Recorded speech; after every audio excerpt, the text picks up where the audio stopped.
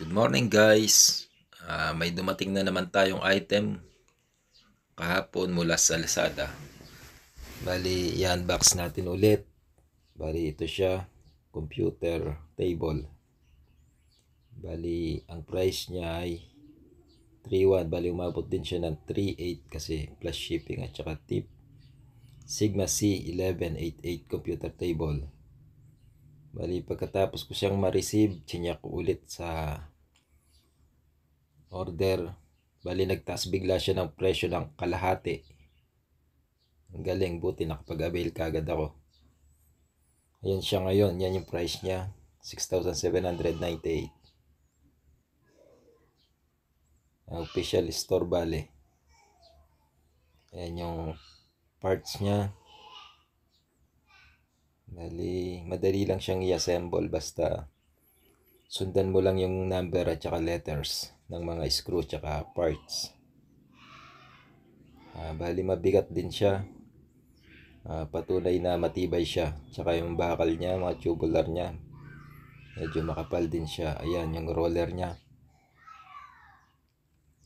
Bali, i-assemble ko na rin siya.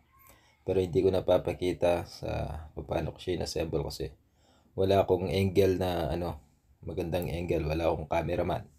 Kailangan ko siguro ng yung cellphone stand.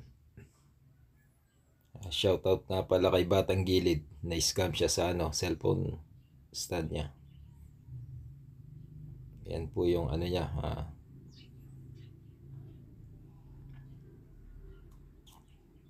Baling materials niya. Parang to. Marine plyboard. Tapos siya, laminated siya ng Formica. Magandang klase ng Formica. Ayan, bali. Pinupulat ko na siya sa box lahat.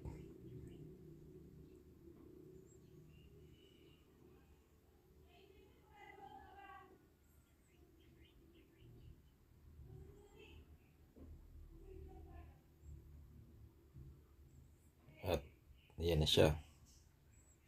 Ayan yung mga parts niya.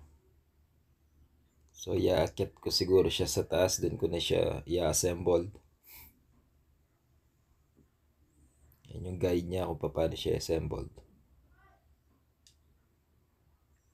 Ito, inakit ko na siya sa taas. Jadi may tools din siya. 2 piraso. Isang wrench at saka screwdriver.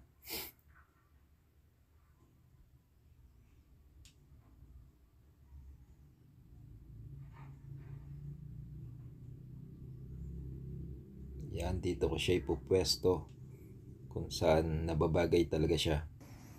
Sakto lang siya dyan. Ayan. Nangalahati na siya. Parang manananggal.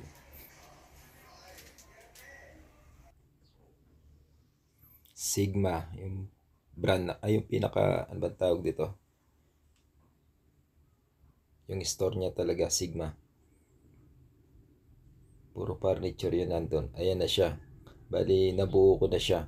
So, marami pa siguro kung kailangan dito sa computer table. Isi-set up ko pa siya. Pagagandahin ko. Ayun yung router ko.